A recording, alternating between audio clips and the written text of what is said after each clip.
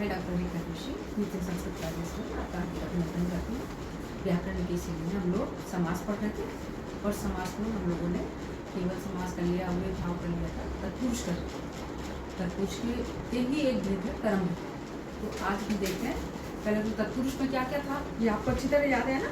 तत्पुरुष हमने किया था द्वितीय विभक्ति से लेकर सप्तमी विभक्ति तक, और कैसे किया था उसमें हमने बनाया था स्वर्गम गत, शंकुलाखंड, चौरात भयम, अक्षशौंड, राजपुरुष सब बनाया था ना हमने, याद है आपको। उसी में वही प्रथमा द्वितीया तृतीया चतुर्थी पंचमी षष्ठी और सप्तमी के हिसाब से, उसके हिसाब से तत्पुरुष कहता है। आज हम उसी का एक भेद है कर्मधारी, वो करेंगे।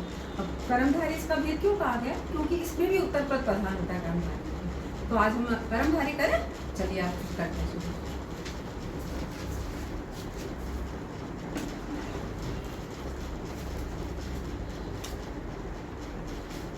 कर्मधारय समास है ना। तत्पुरुष है समानाधिकरण है कर्मधारय, तत्पुरुष के समानाधिकरण कर्मधारय का है। अधिकरण मीन्स आधार, अर्थात समान है आधार जिसका, वो अपोजिशनल। डीसी मीन्स वही तत्पुरुष अपन करते। तत्पुरुष के लिए हमने कहा था ना आपको डिटर्मिनेटिव कंपाउंड, उसका ये भेद है, ठीक है। तो इसमें कैसे करा हमने, इसमें ये क्या कि अगर पूर्व पद अर्थात पूर्व पद और उत्तर पद दोनों एक ही आधार वाले हों, ठीक है, दोनों मिलकर विशेषण या विशेष्य हो, अथवा उपमा मीन्स उपमान हो या उपमेय होगा, ठीक है। तो यहाँ कर्मधारय समास होता है।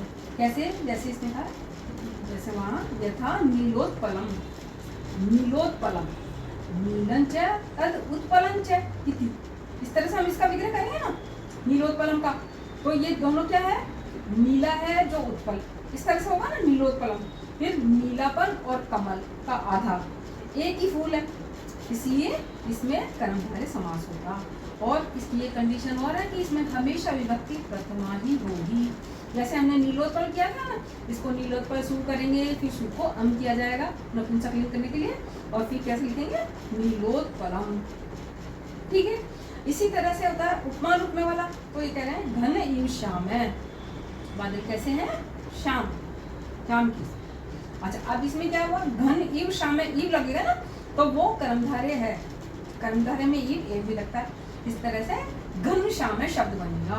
घनश्याम शब्द है, उसमें श्याम कैसा है, घन, ठीक है। ये इस तरह से होगा। अब इसी तरह से क्या कहते हैं, और वही विभक्ति इसमें प्रथमा ही होगी और सु लग के मतलब प्रथमा विभक्ति ही होगी इसकी, ये इसकी कंडीशन है। ये तो हुआ कर्मधारय। और इसी में अगर संख्या पूर्व में आ जाए, इसी इन्हीं कंडीशंस में अगर संख्या पूर्व पद में हो जाए, पूर्व पद में अगर संख्यावाचक हो जाए तो उसे द्विगु कहते हैं। द्विगु यानी न्यूरल, ठीक है, द्विगु मतलब संख्या वाली। अच्छा, अब इसमें कैसे है, ये बोलता है कि पूर्व पद में हो जाए तो उसे द्विगु कहेंगे। फिर ये कहते हैं कि द्विगु एक पूर्व पद में मतलब एक तो उसमें संख्या आनी चाहिए, है ना, और दूसरा क्या है, उसमें ये क्या कह रहे हैं कि संख्या पूर्व द्विगु, तो ठीक है, जिसमें संख्या होगी वो द्विगु। और फिर तद्धितार्थ उत्तर पद समाहारित, तब तद्धित कोई प्रत्यय हो उत्तर पद में और समाहार शब्द हो।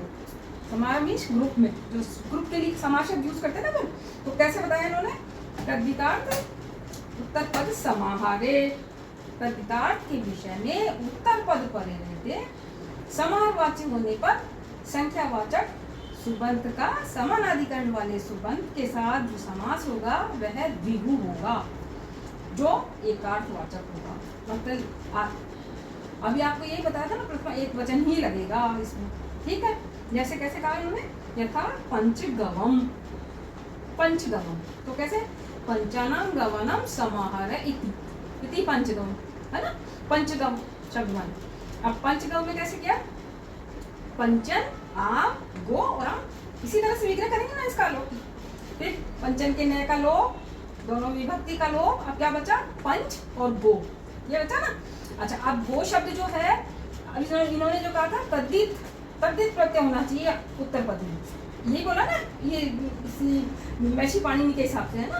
तो वो कैसे, ये दोनों हमने करा, फिर बना शब्द पंचगो, पंचगो शब्द बना।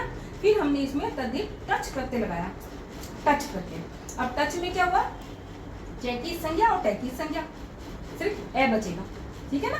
फिर कैसे करेंगे, पंच गव, और ये ए आया है ना, तो इस ओ जो है इसको अवादेश हो जाएगा, और ये ए ऐसे कैसे आ जाएगा, फिर क्या बना, पंच गव। समझ में आ गया ना, देखो पंच गो, ओ को हमने अव बनाया और टच का ए लिया, तो पंच गव अ हो गया पूरा पंच का। फिर वही इसमें सुविभक्ति लगाएंगे, फिर सु को हम नपुंसक लिंग में करेंगे, क्योंकि इनकी कंडीशन है ना, ये कहते हैं कि द्विगुण एक वचन है ना, और स नपुंसकम, नपुंसक होना चाहिए। नपुंसक के लिए हम क्या करते हैं, सु की जगह हम लगाते हैं और पंचगम शब्द बना देते हैं। हो गया। अच्छा, ये हुआ इसका दूसरा भेद, कर्मधारय और ये द्विगु। और एक और है वो नेगेटिव चीज के लिए जैसे हम लेते हैं निषेधात्मक। निषेधात्मक के लिए कैसे होता है, उसमें न आना चाहिए है ना, तो नेगेटिव लेते हैं इसमें, तो उसमें क्या करते हैं, न जो प्रत्यय होता है इसमें से सिर्फ ए शेष बचता है, ए शेष बचता है। तो जैसे बनाने हो उनको ब्राह्मण नहीं है, तो ए ब्राह्मण है, बढ़िया ना, ए इधर आया और ब्राह्मण है। और अगर उसी में स्वर हो, अगर उसी में स्वर हो तो उसमें नुट का आगम होता है और अन शब्द बनता है, जैसे अश्व शब्द है तो अनश्व शब्द बनेगा। आज के लिए इतना काफी, नमस्कार।